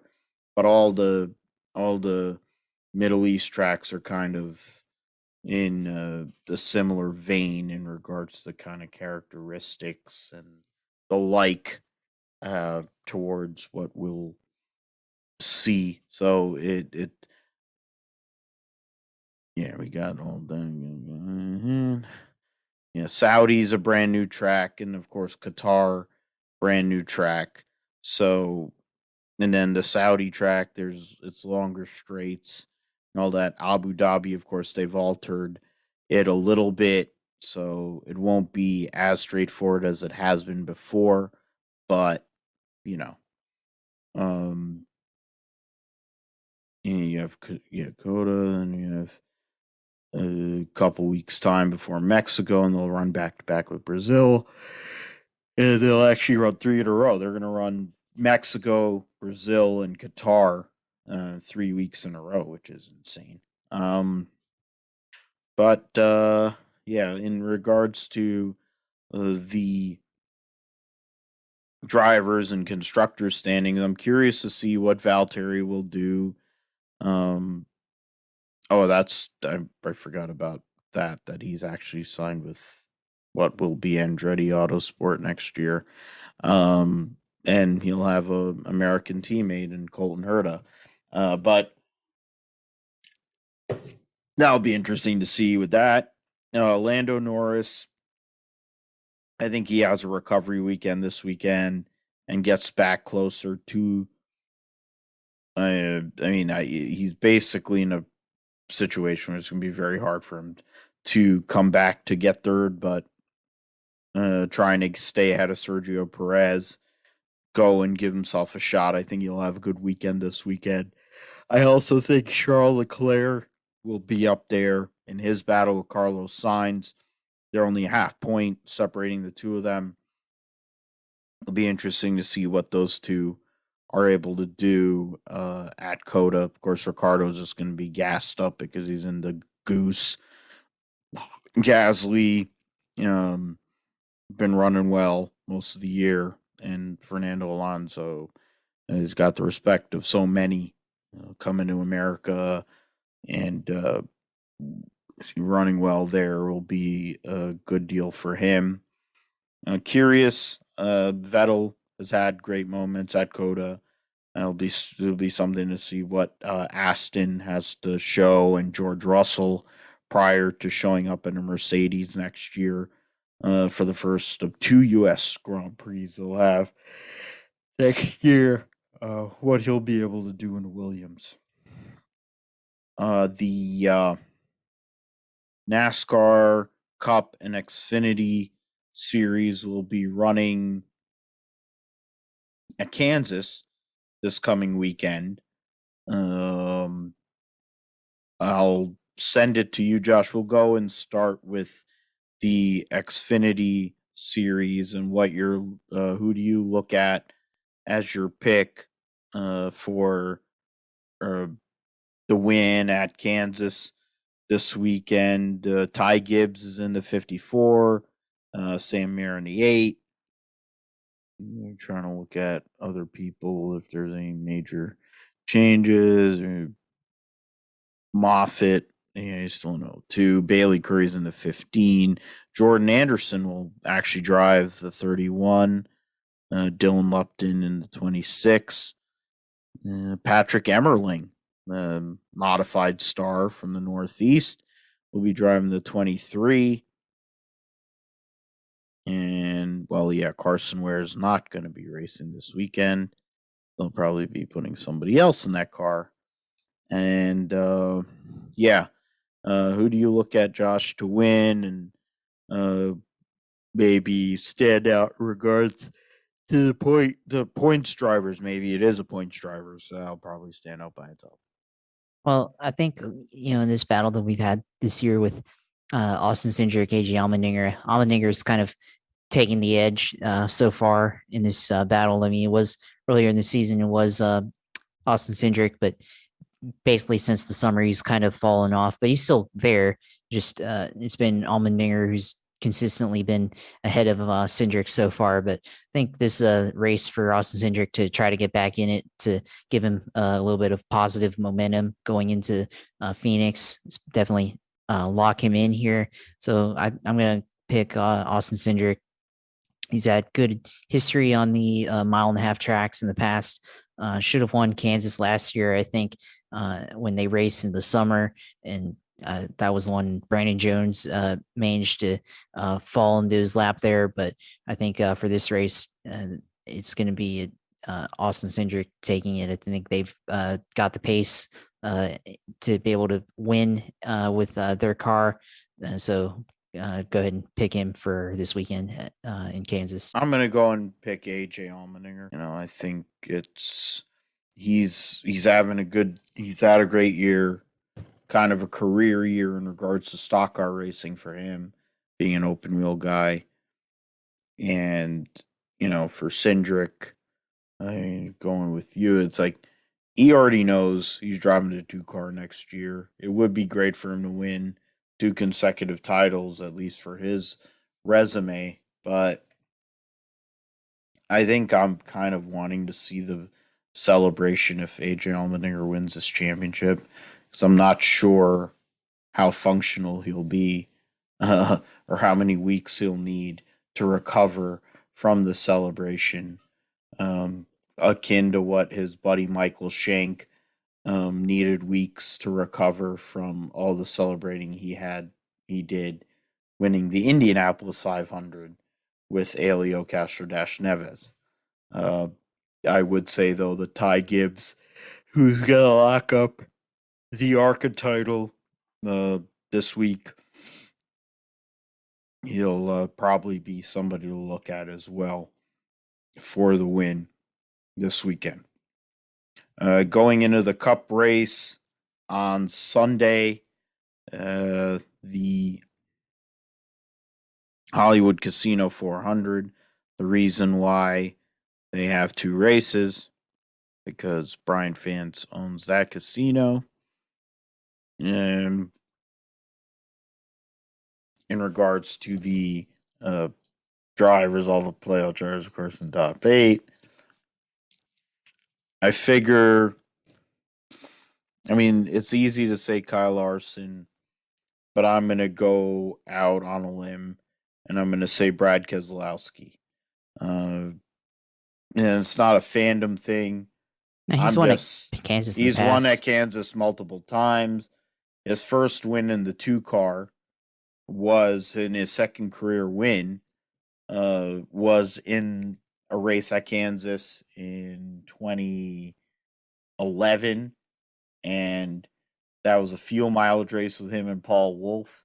Kind of makes me think I should have picked Joey Logano because, of course, he won this race last year. But the I'm looking at what happened last week and how they ran, and it would be something to see Brad get in now that, and if they were to get in with 2 750 races coming up, where the Penske team has been very good this season on the 750 racetracks, albeit, Ryan Blaney has done work on both.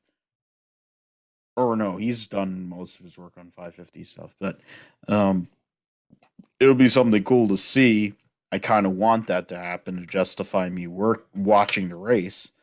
Um, I would say also in terms of a wild card pick, Tyler Reddick's the guy. At some point, it has to happen.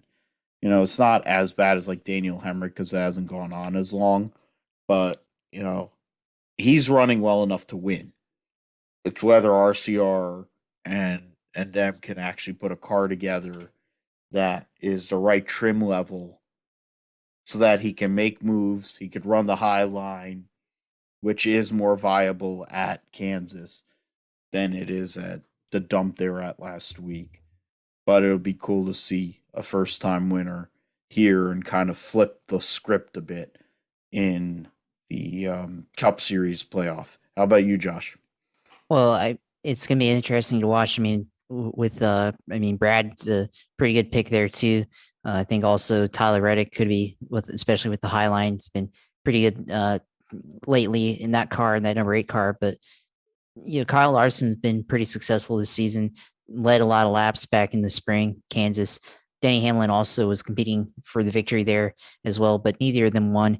And Kyle Busch ended up winning that race. But I think, I mean, talking about him earlier. I think Ryan Blaney comes out and wins this race. Go another Penske car. You pick Brad. I'll pick Ryan Blaney, young Ryan Blaney. So don't know how it's going to happen, but I feel like could happen some late race strategy or some kind of incident happens and Kyle Larson isn't somehow able to win this race. So pick Blaney here.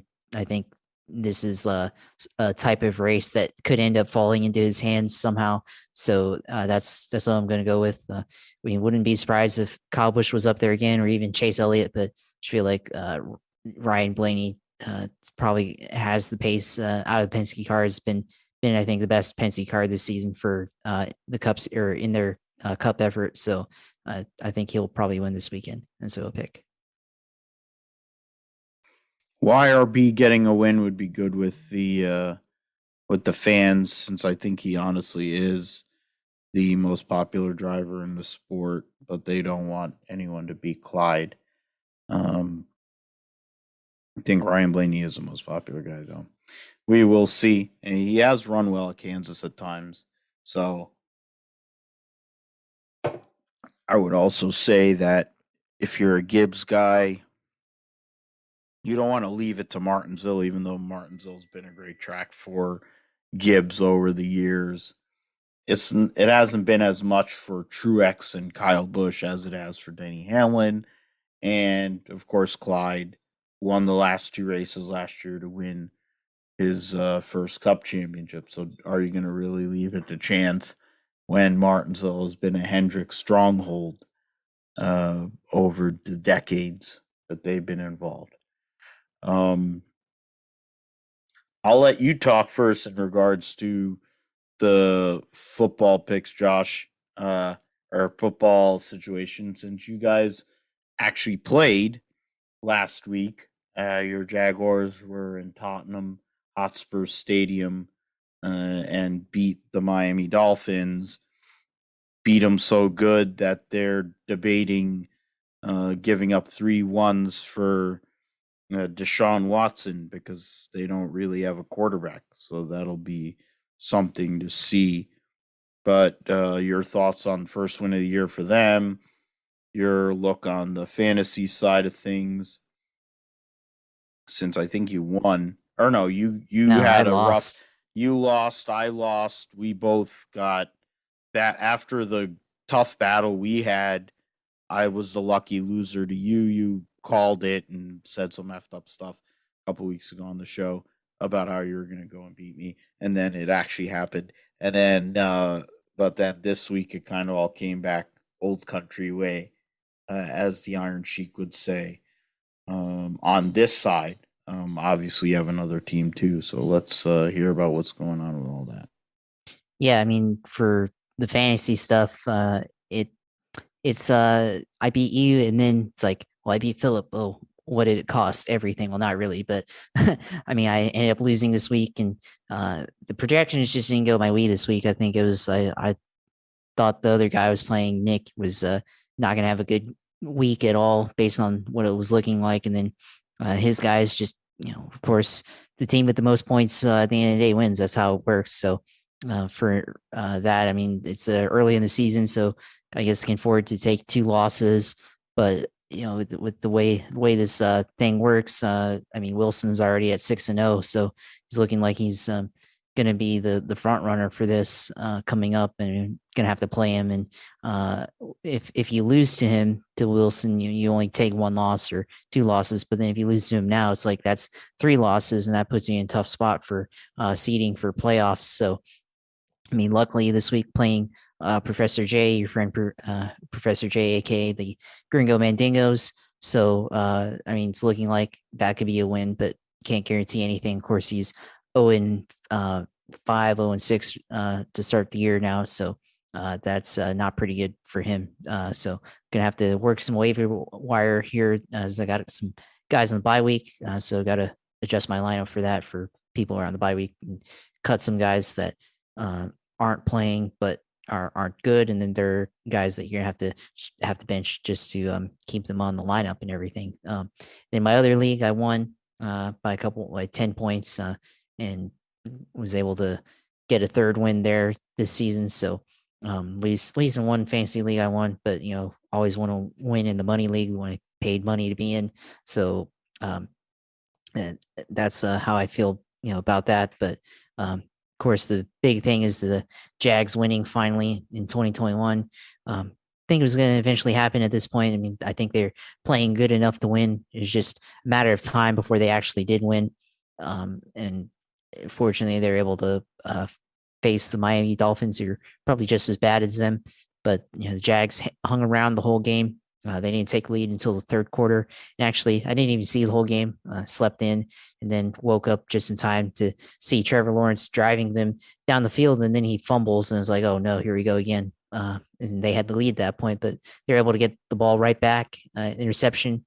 First interception for Nevin Lawson's career. He's been in the league since 2014, so it's a long time. It's not very good, but hey, it's bound to happen at some point. I guess it had to happen off the Tua's arm, and yeah, the Miami Dolphins for them. Tua Tagovailoa is not looking like the guy for them. Seems like, I mean, I always question how in the world they could play him, but then take him off on certain downs and certain distances and put in Jacoby Brissett. Or last year they swapped him in and out for Ryan Fitzpatrick, and I don't really understand the thinking for that. It just never made sense how they're using him.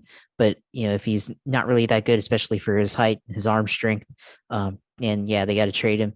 And yeah, he put up big numbers against the Jags passing wise. He had over 350 yards passing, I think, for Tua. But the problem is in key situations, they're just not able to either trust him or he's just not able to get it done. So looks like they could be trading for Deshaun Watson here pretty soon, which I guess is fine with me. Get him out of the division. No, he hadn't been playing yet, but chance of him playing with the Texans, of course, already had one in a trade. So now they could be potentially getting traded, but of course he still has that uh, trial, which probably will prevent him from playing anyways. I mean, no matter what, at least he's out of the AFC South potentially. So one less team or at least quarterback to worry about for the Jags, but we'll have to see, especially with the way that they're playing defense this year. They playing a lot of man heavy defense and hasn't really worked out because I don't think they have the personnel to really execute it the way that they want to play, because they seem to give up the underneath throws a lot, and they're susceptible to pick plays by the other offense. So that's something I want to see them improve upon if they can figure out a way to scheme up the defense so that those plays are mitigated somehow. But of course, defensive line for Jags, they were able to stop the run in key situations late in that game, so that's good. And of course, Trevor Lawrence, like I said earlier at the beginning of the show, has been proving last couple of weeks, and I mean, did have that one fumble, but so I don't think it was really his fault. But he's been able to make throws on the run, been able to make the tough, tight throws lately, so you can start to see the improvement that he's been able to have in the last couple of weeks, and certainly showing why the Jags picked him as the number one pick in the draft. And at least, we finally have hope in him. And then, of course, the kicker, like I said, came in from UCF, came in from off his job as an engineer. Now he's on the Jags and is kicking game-winning field goals for them. So we finally have a kicker. It looks like. I still like to see him kick more field goals because did miss one previous game against the Titans, and there was some questions about his arm or his leg strength because he barely got in the 54-yard field goal to tie the game, but then he was able to get the 53-yarder to win the game. So seems to be maybe hit or miss, but we'll see. Certainly, there's time to be able to improve the leg strength and kicking ability. I mean, he's able to kick 60-yarders and 70-yarders on his own, so I'm sure eventually he'll translate into games. But we'll see what happens, but looks like maybe there's a little bit of positive. Yeah, Urban Meyer still making mistakes. They went for it on fourth down when maybe they shouldn't have and didn't convert and left points on the board on that. So something that I want to see improved, but I think maybe for the most part, maybe now that they have win and some confidence, they be able to actually manage the game better and certainly play better. So looks like maybe positive times coming for the Jaguars. Yeah, it'll be good for you guys. It's been a while where you've been able to actually have something positive to say after that AFC Championship game in New England with Bortles and company with that great defense, which has basically all been traded to the rest of the NFL. Be nice to see Jacksonville competitive instead of being like England's team. They aren't going to go in. They can't beat Duval, and they can't go and take you guys over and act. And they're not going to be into it the same way as they are into soccer, or cricket, or any number of other sports, tennis, or whatever. So, I mean, at least you won. Miami, they go and pick up Deshaun Watson. I don't think it fixes them because they got a lot of problems in general. They don't, for as good of a team as they may have been last year, they were flawed and they still do have those flaws. And whether it's Tua behind center or Deshaun Watson, who's been sitting on the couch, it's hard to make up for all those deficiencies with the offensive line, with the defensive line not being able to make stops. It's kind of like the Washington situation where they have all these big names, but they don't have they have the worst defense in the NFL.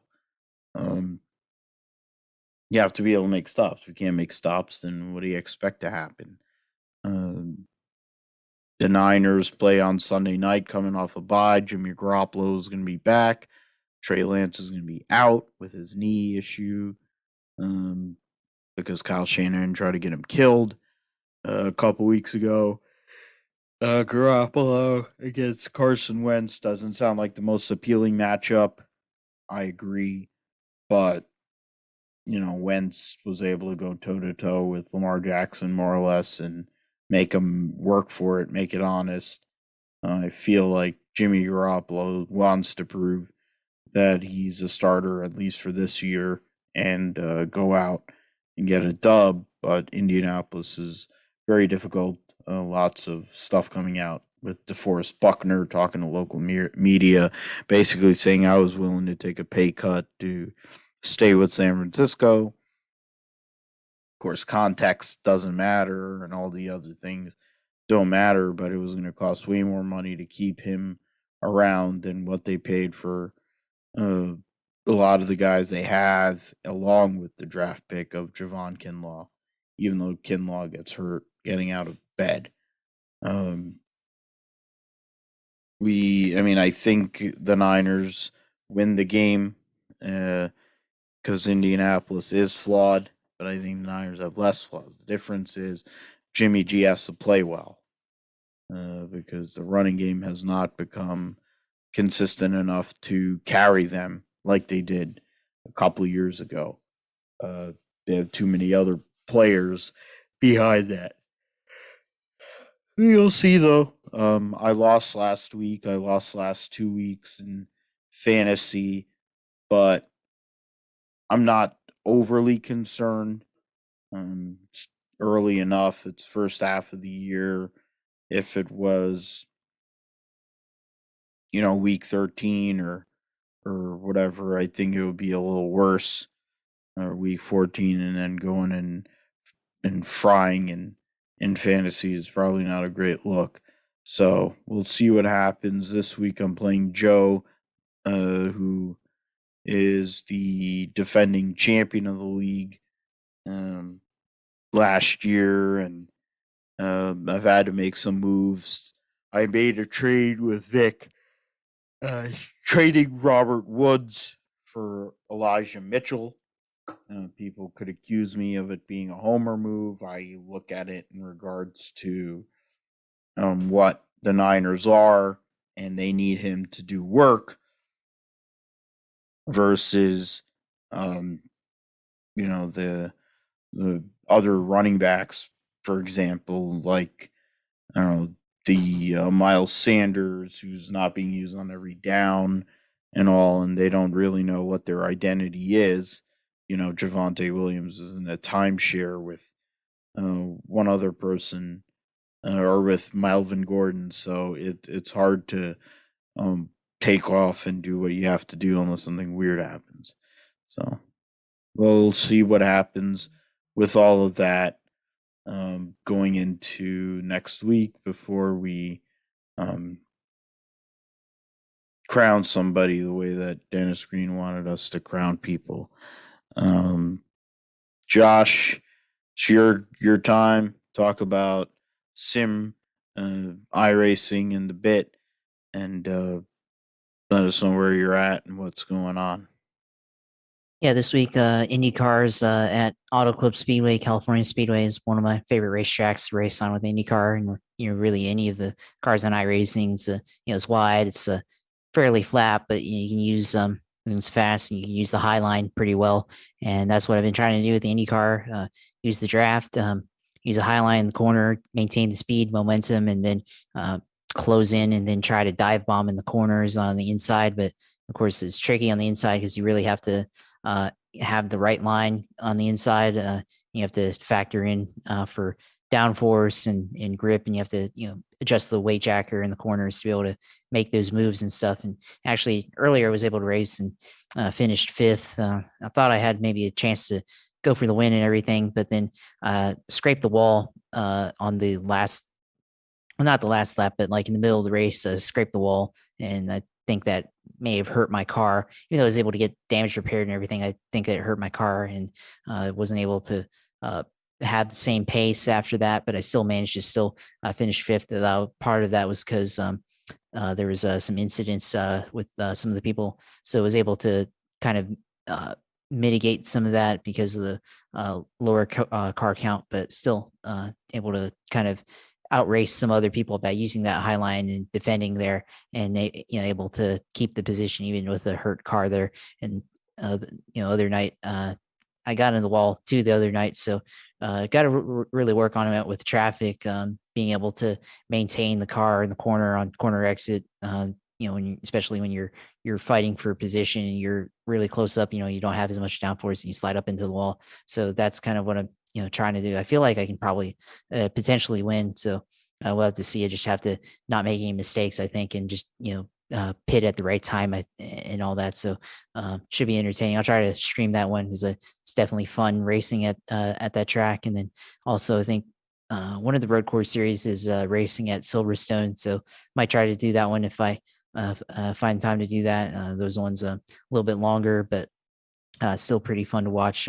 Did try one on like Sunday or Monday night, but had some issues running the one of the corners, Silverstone. I forget which one, but it was the one before Lowndes, I guess, where they had an incident with Lewis and Max earlier this year.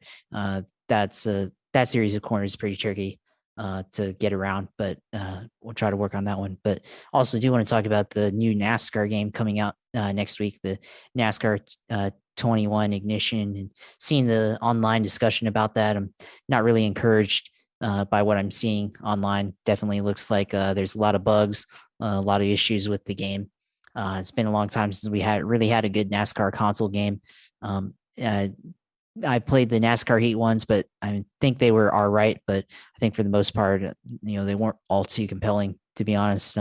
But I think this one it could be better. But the problem is it just seems like there's a lot of bugs that are in the game.